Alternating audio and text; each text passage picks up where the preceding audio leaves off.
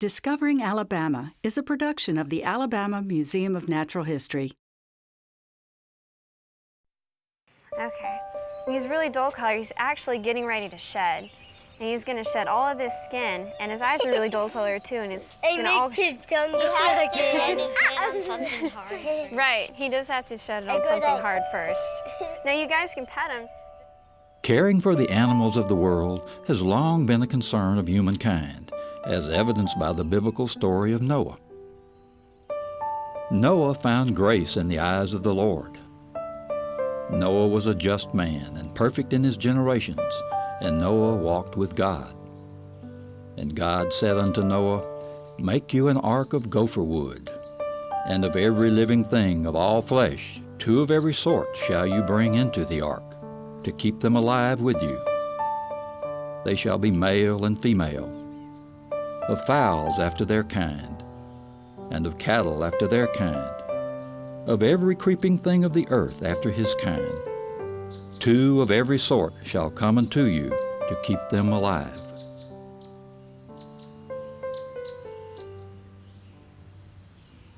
Old Noah had quite a job, quite a responsibility. And I wonder if he ever had the urge to say something like, you know, Lord, I can appreciate the sentiment of wanting to save the world and all, but do we really need the vulture? They're not the prettiest of birds. And maybe the hawks, the crows, some of the other birds could pick up the slack if we just left the vulture behind. And do we really need that beach mouse? I'm no prophet, but I can foresee a day when habitat for this little critter might stir controversy. And what about that odd little salamander who only lives in a few select areas? Is it my fault he hasn't adapted well enough to survive in the greater world? A lot of people take the story of Noah and his ark literally. Others see it as a myth or a fable. Regardless of how you see it, it's a powerful story. One man charged with preserving the creation.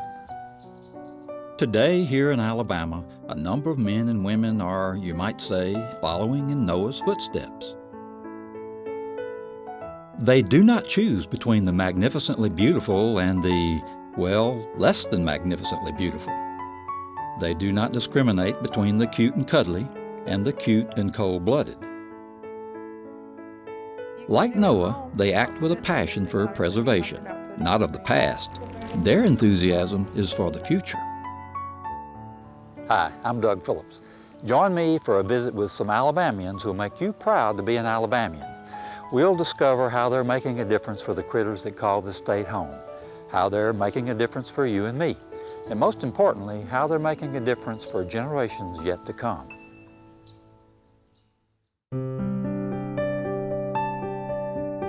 This program is about a land unknown to many people, a land that in many ways has maintained its native natural wonders, a place of bountiful backcountry, forests, streams, and wildlife more diverse than can be found in much of the inhabited world. Come along with me as we explore the wild wonders of this land. Come along as we discover Alabama.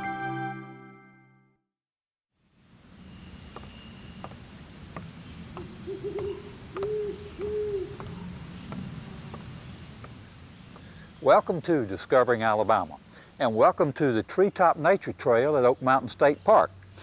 This may not be an ark of gopher wood, but it does provide sanctuary to the creatures who live here. Consider this rare bird, for example. She's strikingly beautiful for a turkey vulture. In the wild, though, her rare white color draws attention and could lead to her demise. But who cares? Really, who cares if a turkey vulture lives or dies? Well, here in Alabama at least, there are quite a number of people who care. They care for the vulture. They care for the osprey, for the hawk, the screech owl. And it's not only the birds of prey. In Alabama, it seems, there are folks willing to care for all creatures, big and small. There he goes. Just a short hike up the hill from the Treetop Nature Trail is Alabama's largest wildlife rehabilitation center. More than 3,000 injured or orphaned animals are cared for each year at the Wildlife Center. I started with the hawk in one of my spare bedrooms. I turned it into a little flight cage, and over the years, we've been so lucky to form a partnership with Alabama State Parks and be able to be here at Oak Mountain in this beautiful, beautiful park. And so, in a sense, we're creating a facility that's for everybody in Alabama. And we do get calls from all over the state. People do care. They want to care. And there has to be somewhere that understands what's going on with the normal, ordinary animals that live here with us and can kind of bring the two communities together. Appropriately enough, the state's largest wildlife center has a home at the largest state park in the state's largest metropolitan area. Down in less populated southeast Alabama, wild critters have found a friend among the sweet gums. Well, before me, there was nobody down here. And when I started out, Ann Miller in Birmingham, she is the one that I called several times when I first got started to give me just some good advice on things that she had run into, because she basically started that huge program that's going on there in her backyard, which is what I did. The Wildlife Center here at Oak Mountain and the Sweet Gum Hollow Wildlife Center down around New Brockton both began, you could say, out behind the house. Another important program began out behind the university.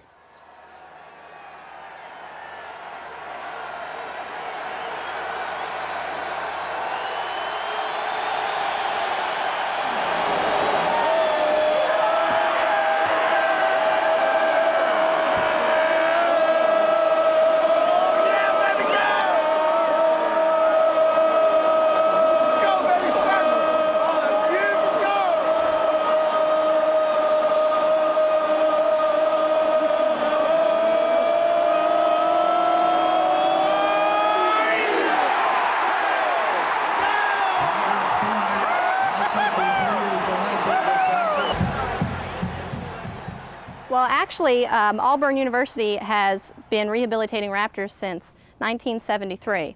It was at the request of the U.S. Fish and Wildlife Service as a hub to receive eagles from throughout the Southeast. There was a large influx of bald eagles back then, and the U.S. Fish and Wildlife Service needed a place to have those eagles treated and requested that Auburn University here in Lee County be the place. Well, here at the Raptor Center we do a few things. First of all, we do rehab, but in some instances the birds cannot be released, in which case they're transferred to our educational program. Birds like Nova, who will never be candidates for release, are used to educate the public about raptors and about the environment. And what I do here at the Raptor Center is train these birds, such as Nova, and also take them out to raptor programs and teach folks about them. While it's good to have strategic locations where you can bring wildlife for rehabilitation, sometimes you have to take the rehab to the wilds.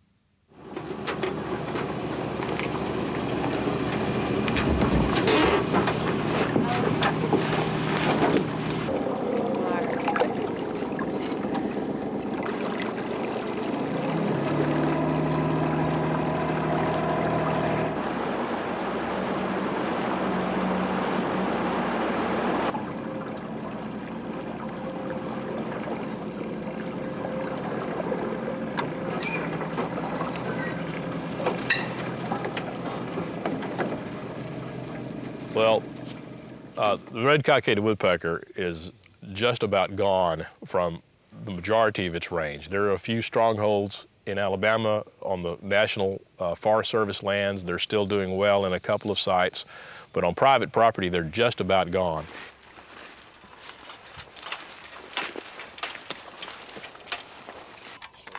Okay. Put your head, Karen.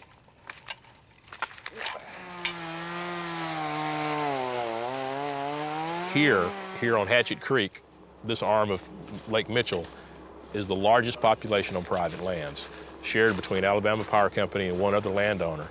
So Alabama Power Company is interested in maintaining these birds, and the loss of one group, because they live in little colonial groups, family groups, would be devastating to this population. We only have about a dozen groups of birds in this area.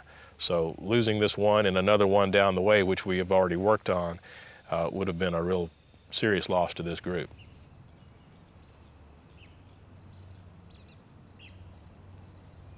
What we've done right over here with this red-cockaded woodpecker tree is we're in a situation where there's been a tornado here recently, and you see all the down timber, and we're trying to we're restoring the cavities to this area that these woodpeckers lost. It takes these woodpeckers months to excavate a cavity in a live pine tree, and they lost their trees. Hopefully they're still around, and we're installing these artificial insert boxes that give them an instant home.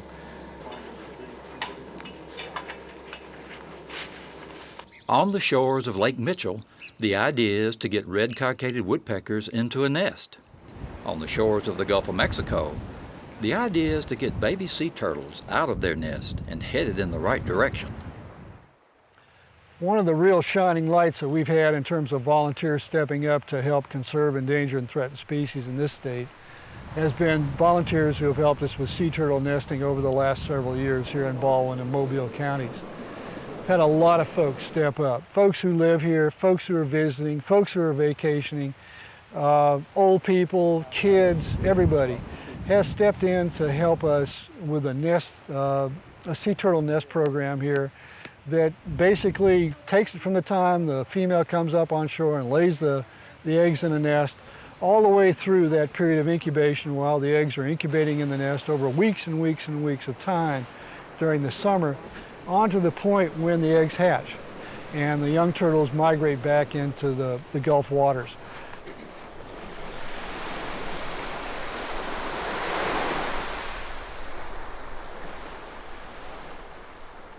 A key component, the key component of all the programs we've seen today can be summed up in one word: volunteer.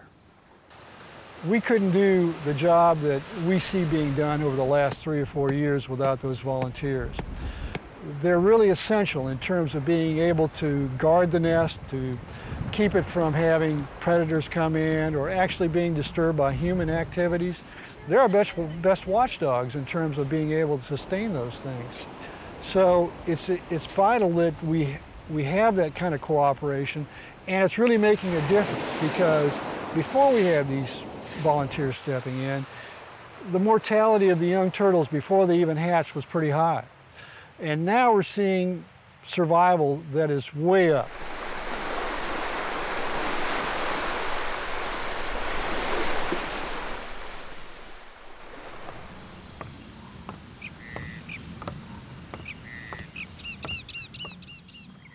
So many of our staff members are volunteers. Our veterinarians, people donate their time for all kinds of things that make the Wildlife Center run. This isn't a high-tech place with a lot of PhDs. These are ordinary Alabamians interacting with native wildlife. It's not just frivolous things. It's people come up and fix our toilets and clean the building, and we don't have any maintenance or janitorial staff. It's all done by volunteers. Volunteers are extremely important to the Raptor Center. There have been years where we've treated over 500 birds in a single year. And for a volunteer facility, there's only a few people that are employees that are on staff here. This is primarily run by volunteers. And so it really stretches us to our limits to handle that many, but we're not of a nature to say no if there's another bird that we can help. The position that I'm in is administering a program called Partners for Fish and Wildlife, and that's a private lands program whereby people that want to voluntarily enhance or restore habitat for wildlife, fish and wildlife, can get some technical and sometimes financial assistance to do those kinds of things. I like Alabama. It's an incredibly diverse state, you know, from the coast all the way to the mountains. I mean, you've got really all the different habitat types. It's got an incredible diversity of natural animals and plants. I think it's really a neat area I'm enjoying my time. I get to spend a lot of time in the field and a lot of time looking at different habitats and a lot of time talking with people that enjoy the outdoors, that want to do the right thing for the wildlife and the fish and plants in the state. You see a lot of people who are very supportive of the Endangered Species Act and what we do and what we're trying to do in this state. We see a lot of landowners who are stepping up and saying that we aren't scared of the act. We're not scared of having endangered and threatened species. As a matter of fact, we think it's pretty cool. And we want to work with you to try to sustain and improve those species on my property. The goal of many volunteer programs for private landowners is to keep wild areas wild for wild critters. The goal of rehab programs is to return critters to those wild places.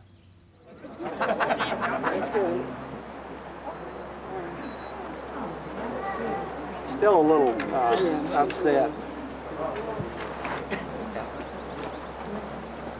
If you guys... You ready? There she goes. Returning wild critters to the wild is always the hope. It's not always the best option. These magnificent birds, for instance, were nursed back to health, but suffer physical handicaps that would limit, if not eliminate, their chances for survival in the wild. Fortunately, these creatures can continue to lead a good life. Guys, we're here at the Raptor Wing. This is the last stop for most of the birds of prey before they're released. This gives them an opportunity to fly, build up their strength and their flight skills. The future of wildlife in Alabama is really, it rests with the young people. And you don't care about something that you don't know anything about. Alabama's got a wonderful diversity of wildlife.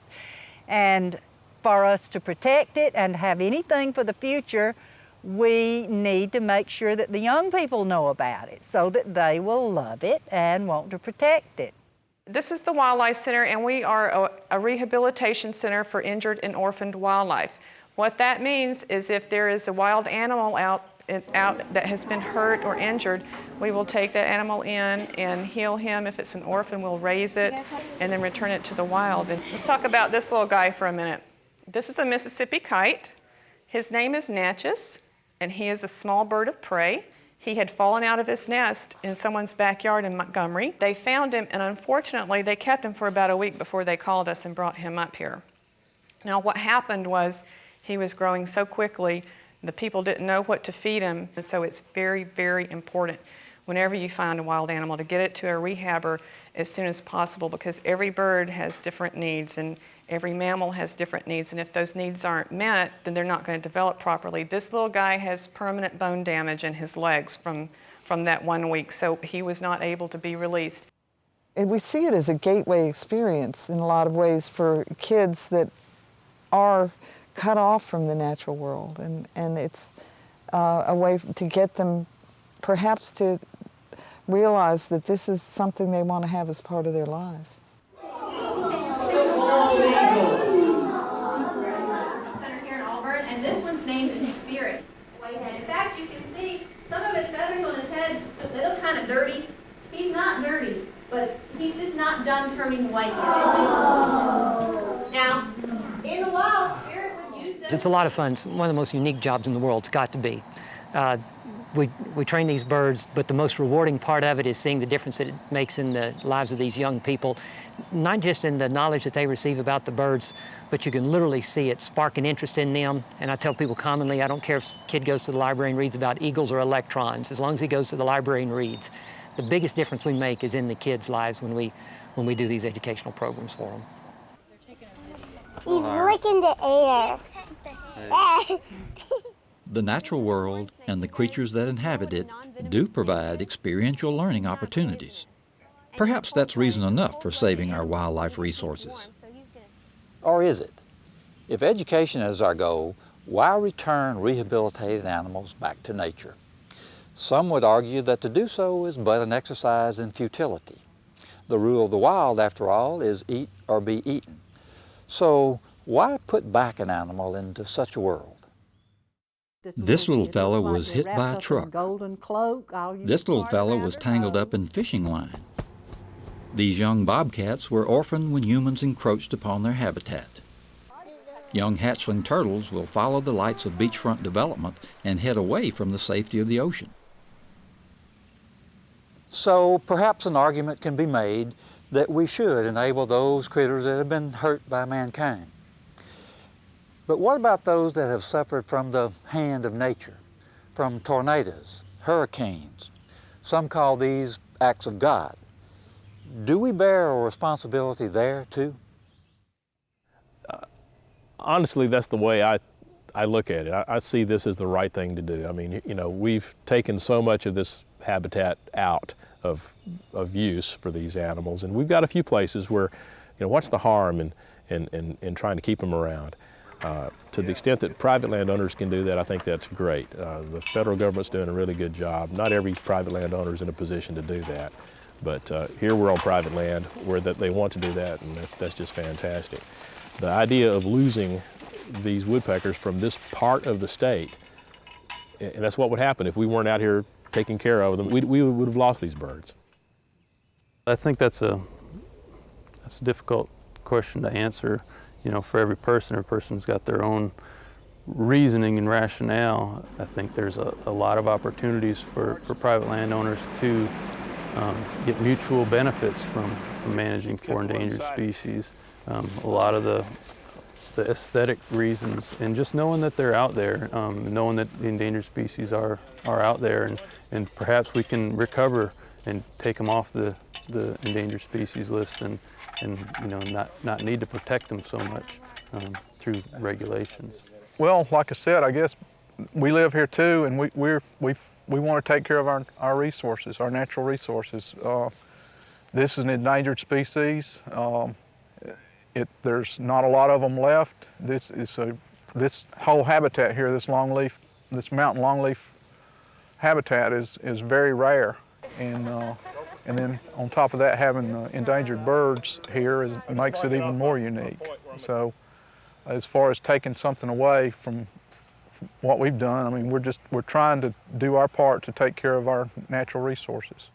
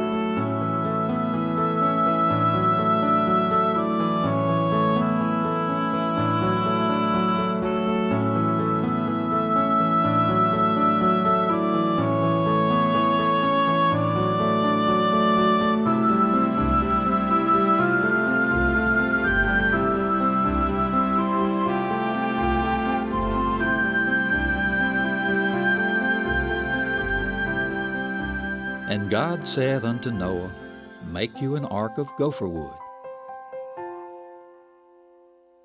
And of every living thing of all flesh, 2 of every sort shall you bring into the ark, to keep them alive. Old Noah had quite a job, quite a responsibility. And whether you consider the tale of Noah to be fable or fact, you have to admit it's quite a story. And you have to wonder, did it ever occur to Noah to leave some creature behind? There are so many thousands of animals that are impacted by human activity every year, millions of animals. And there's so little that we can do, but we can bear witness to the things that are happening and to the fact that it does matter and that we should care, and that we share this planet with them, and that we can't live here without them.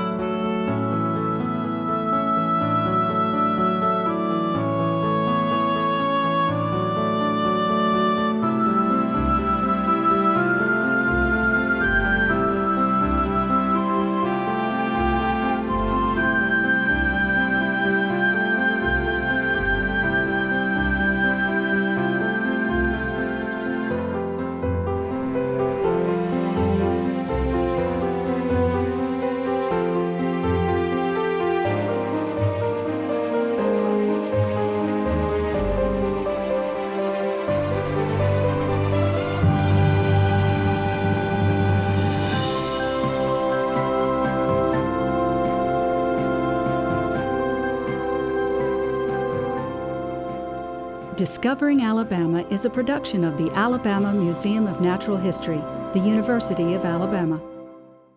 This program is supported by grants from the Solon and Martha Dixon Foundation, the Alabama Wildlife Federation, working for wildlife since 1935, the Alabama Department of Conservation and Natural Resources, State Lands Division,